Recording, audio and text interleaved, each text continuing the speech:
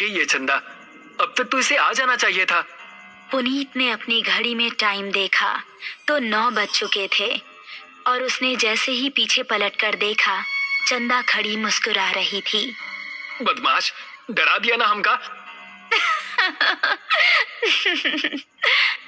देखो हम तुम्हारे लिए क्या लाए हैं।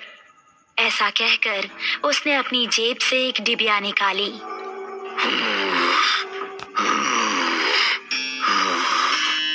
तभी उन दोनों को किसी के सांस लेने की भयानक आवाज सुनाई दी। कौन है? ठीक सामने बरगद के पेड़ के नीचे उनको किसी आदमी का अक्स नजर आया। कौन है? सामने आओ। ये सुनकर भी वो आदमी सामने नहीं आया और जोर जोर से सांस लेने लगा। अभी देखते हैं कौन ससुरा है। ये कहकर पुनीत उसके पास जाने लगा।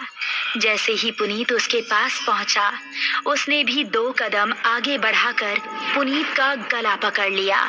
उसको देखकर पुनीत और चंदा दोनों का दिल दहल गया। उस आदमी की गर्दन कटी हुई थी और थोड़ी सी खाल में अटकी लटक रही थी। चंदा चिल्लाई और गांव की तरफ ऐसी भागी कि उसने पलटकर नहीं देखा। गांव पहुंची तो उस टाइम पुनीत के पिता घर के बाहर थे। अरे चंदा बिटिया, इतनी डरी हुई काहे लग रही हो? वो पुनीत।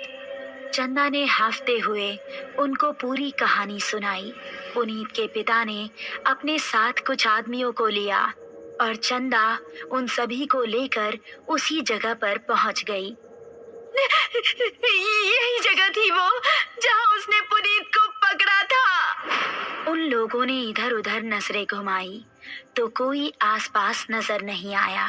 तभी चंदा की गर्दन पर ऊपर से कुछ टपका। उसने हाथ लगाकर देखा तो वो खून था। पेड़ की डाली के ऊपर पुनीत की बिना गर्दन की लाश टंगी हुई थी और उससे खून टपक टपक कर नीचे गिर रहा था।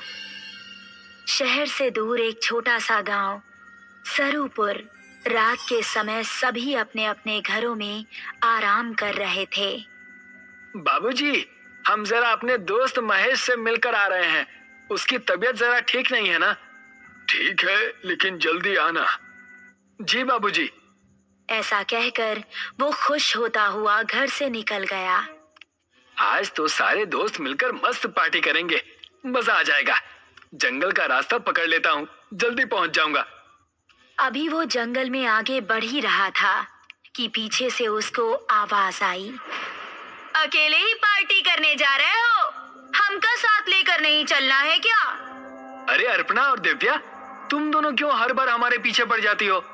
हमका साथ लेकर चलते हो कि बोले अभी तुम्हारे बाबूजी से? अरे नहीं नहीं मेरी माँ, चलो मेरे साथ। थोड़ी देर चलने के बाद वो तीनों एक जगह पहुंचे जहां रामू और महेश बैठे हुए थे। अबे ये क्या, तू फिर से लड़कियों को साथ ले आया? क्या करता है यार, हर बार की तरह इस बार भी धमकाने लगी थी दोनों। अब क्या करें, हम दोनों को भी अब पार्टी की आदत पड़ गई है। चलो थोड़ी सी शराब पी ली जाए।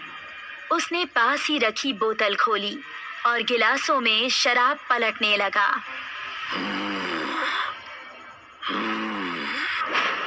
तभी उनको किसी के सांस लेने की आवाज सुनाई दी। उन्होंने देखा तो पांचों के रोंगटे खड़े हो गए। सामने से कठमुंडू चलता हुआ आ रहा था। उन्होंने कदम बढ़ाए ही थे कि तभी कठमुंडू ने दिव्या को पीछे से पकड़ लिया। उसने दिव्या को इतनी जोर से कसा कि उसके मुंह से खून निकल गया। बाकी चारों अब बेहद डर गए और वहां से भाग निकले। दिव्या उसकी पकड़ में फंसी दर्द से कराह रही थी।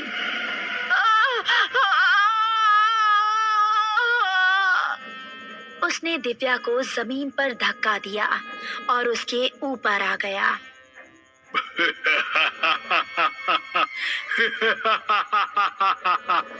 उसने दिव्या के सीने में हाथ डाला और उसके सीने से खून की धारा निकल पड़ी।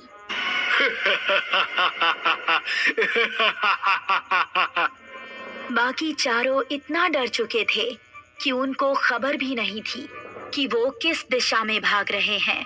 वो काफी देर तक भागते रहे। अब अपर्णा की हालत खराब हो चुकी थी। वो आ जाएगा, रुकने का समय नहीं है। ऐसे कब तक भागते रहेंगे? हम जा कहाँ रहे हैं, कोई बताएगा? हम रास्ता भूल चुके हैं, हमें नहीं पता कि गांव किस तरफ है। क्या कह रहे हो तुम? फिर तो हम सबका बचना नामुमकिन है। तभी पेड़ के ऊपर से एक हाथ आया और उसने महेश का गला पकड़ लिया। ये हाथ कठमुंडू का ही था। राकेश ने महेश का पैर पकड़कर उसे बचाना चाहा, लेकिन कठमुंडू ने उसको पूरी तरह से ऊपर खींच लिया और वो तीनों चिल्लाते हुए वहां से भाग निकले। वो देखो, सामने वो घर, उसके अंदर चलते हैं। वो तीनों एक घर के अंदर घुस गए और राकेश ने जल्दी से दरवाजा बंद कर दिया। तभी कोई जोर जोर से दरवाजा पीटने लगा। तीनों का शरीर इस समय बुरी तरह से कांप रहा था। दरवाजे की धम धम उनके दिल को दहला रही थी। तभी खिड़की से कठमुंडू का एक हाथ अंदर आया और उसने अपर्णा का हाथ पकड़ लिया। बचाओ! अगर ये यहाँ है तो दरवाजे पर कौन है? राकेश ने दरवाजा खोला तो सामने गांव के बिरजू काका थे। बिरजू काका जल्दी से अंदर आए। उन्होंने कठमुंडू का हाथ पकड़ा और छुड़ाने लगे। कठमुंडू उनके छूते ही चीखने लगा।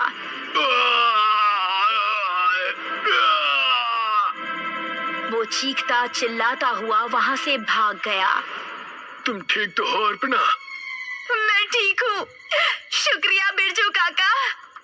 तुम लोग यहाँ करने क्या आए थे, वो भी इस समय? हमसे गलती हो गई बिरजू काका, लेकिन ये कौन है और आपको देखते ही वो भाग कैसे गया? ये कठमुंडू है। ये सुनकर वो तीनों एक दूसरे का मुंह देखने लगे। बहुत सालों पहले हमारे गांव में एक डाकू पल्लव सिंह का बड़ा खौफ था। गांव में एक बूढ़ी औरत रहती थी जिसका एक ही बेटा था। उसने धूमधाम से अपने बेटे की शादी की। शादी के अगले ही दिन डाकू पल्लव सिंह ने हमला बोल दिया। उसने पति और पत्नी दोनों को मार डाला और सारे गहने लूट लिए। अपने बेटे और बहू को मरता देख बुढ़िया तड़प उठी। पल्लव सिंह, जिस सोने के लिए तूने मेरा परिवार उजाड़ दिया, यही सोना तेरे लिए अभिशाप बन जाएगा। तू कभी नहीं मरेगा, सिर्फ भटकता रहेगा और इस सोने से हमेशा दूर भागेगा। ये सुनते ही पल्लव सिंह हंसता हुआ वहां से चला गया। कुछ दिन बाद पल्लव सिंह के ही एक आदमी ने उस पर हमला कर दिया। वो उसकी जगह सरदार बनना चाहता था, लेकिन पल्लव सिंह तलवार के हमले से भी नहीं मरा। उसकी गर्दन आधी ही कटी और थोड़ी सी खाल में अटक कर रह गई। उसने अपने सभी साथियों को मार गिराया। उसने अपने उंगलियों में जितनी भी सोने की अंगूठियां पहनी थी वो गर्म होने लगी और उसके हाथ जलने लगे। बुढ़िया का श्राप अब शुरू हो गया था। उसने सभी अंगूठियां उतार फेंकी और जंगल में भाग गया। तब से अब तक वो जंगल में ही रहता है। मेरे छूने से वो इसलिए भाग गया क्योंकि मेरे हाथ में ये सोने का कड़ा है। ये कहानी सुनकर वो तीनों हैरान रह गए। चलो यहाँ से निकलो, वो फिर से आ सकता है। बिरजू काका को रास्ता पता था, इसलिए वो तीनों उनके पीछे पीछे जा रहे थे।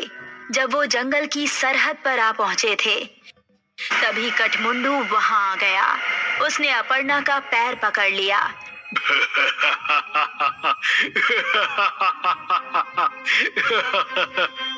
तभी राकेश ने बिरजू काका के गले पर नजर डाली। उनके गले में एक सोने की चेन भी थी। उसने चेन को उनके गले से उतारी और कठमुंडू की टूटी हुई गर्दन में डाल दी। उसने चेन को गले से उतारने के लिए जैसे ही छुआ तो उसके हाथ भी जलने लगे।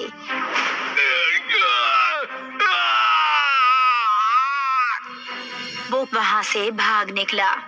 उसके बाद वो चारों गांव के अंदर ही जाकर रुके। जब उनको देख गांव वाले इकट्ठा हुए तो उन्होंने सबको अपने साथ बीती हुई घटना सुनाई। वो दिन था और आज का दिन है।